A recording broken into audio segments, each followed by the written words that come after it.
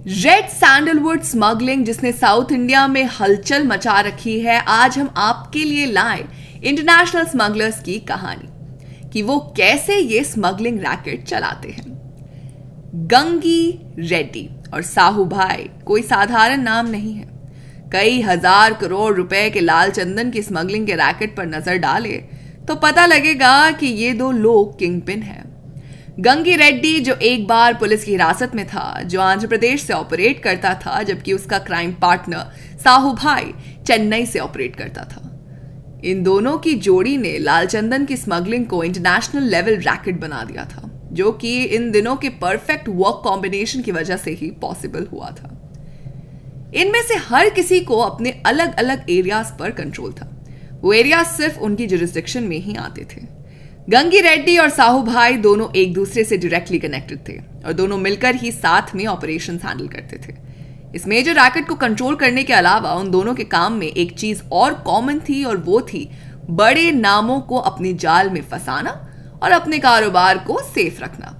गंगी रेड्डी और साहू भाई को पहली बार धमकी तब मिली जब यूनिफाइड आंध्र प्रदेश के मुख्यमंत्री के रूप में अपने सेकेंड टर्म के दौरान चंद्रबाबू नायडू ने उन पर कार्रवाई करने का फैसला किया। गंगी रेड्डी पर उनकी हत्या करने के लिए नक्सलियों को पैसे देने का आरोप भी लगाया गया था। दूसरी ओर साहू भाई ने चेन्नई में ऑपरेशंस को कंट्रोल किया। उनका मेन काम यह इंश्योर करना था कि आंध्र प्रदेश के जंगलों में गिरे लाल चंदन की लकड़ी बिना किसी दिक्कत के तमिलनाडु पहुंच जाए, और उसके बाद यह इंश्योर करने का भी काम था कि ये सी रूट से सेफली और टॉप क्वालिटी में तमिलनाडु से बाहर चला जाए। ये दोनों व्यक्ति श्रीलंका और मॉरिशस में स्मगल्ड लकड़ी के लिए एक रूट बनाने वाले थे। लालचंदन की स्मगलिंग की डीप इन्वेस्टिगेशंस के बाद फिल्म इंडस्ट्री के कई लोगों का नाम भी जांच के दायरे में आ गए थे। फिल्म एक्टर्स को पैसे फ्लो को छुपाने के लिए इस्तेमाल किया गया था, क्योंकि ये एक कॉमन बिलीफ है कि आमतौर पर उनके स्टेटस की वजह से पुलिस उनकी जांच नहीं करती है। गंगी रेड्डी जो आंध्र प्रदेश में जमानत से बाहर आ गए थे, लेकिन वो कुछ साल पहले दुबई भाग गए थे। हालांकि रेड कॉर्नर अलर्ट की बेसिस पर उसे 3 महीने पहले मॉरिशस में गिरफ्तार किया गया था। फिलहाल उसे मॉरिशस में पूछताछ की जा रही है और आंध्र प्रदेश पुलिस ने उसे हैंडओवर करने के लिए सीबीआई की मदद मांगी है। ऑफिसर्स का कहना है कि इसके लिए फॉर्मेलिटीज पूरी की जा रही है और एक बार जरूरी कागजात मॉरिशस पहुंच जाने के बाद उसे हैंडओवर करने में कोई दिक्कत नहीं होनी चाहिए। तो दोस्तों, फिल्म एक्टर्स का काम स्मगलर्स के लिए पैसा रोकना होता है।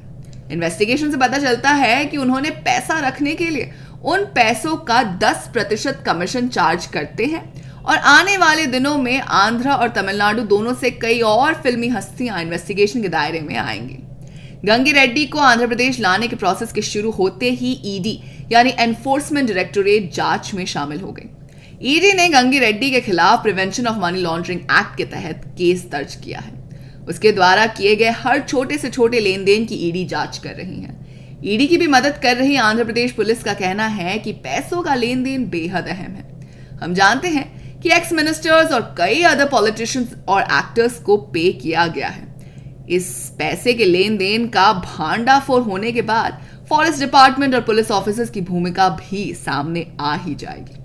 इन्वेस्टिगेशन में पता चला कि कोल्लम गंगी रेड्डी की दुबई के एक होटल में पार्टनरशिप है, और पुलिस को शक है कि गंगी रेड्डी का साथी Dubai based smuggler Shahul Hamid Dubai के उस होटल में उसका पार्टनर है। गंगी रेड्डी की मेजॉरिटी प्रॉपर्टीज कडप्पा और तिरुपति में है। इसके साथ साथ वो 2 कंपनियों के भी मालिक हैं।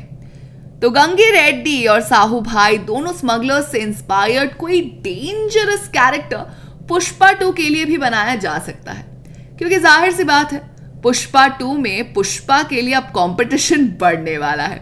अब चाहे वो पुष्पा के स्मगलिंग के बिजनेस में हो या फिर पुष्पा के रूल करने के सपने में हो। तो दोस्तों, कैसी लगी आपको आज की ये कहानी? हमें कमेंट बॉक्स में जरूर बताइएगा। साथ ही अगर आपको वीडियो पसंद आई हो तो इसे लाइक कीजिए, दोस्तों के साथ शेयर कीजिए, और फिल्मी दुनिया से जुड़े रहने के लिए सब्सक्राइब कीजिए हमारे चैनल बॉलीग्राड स्टूडियोज को।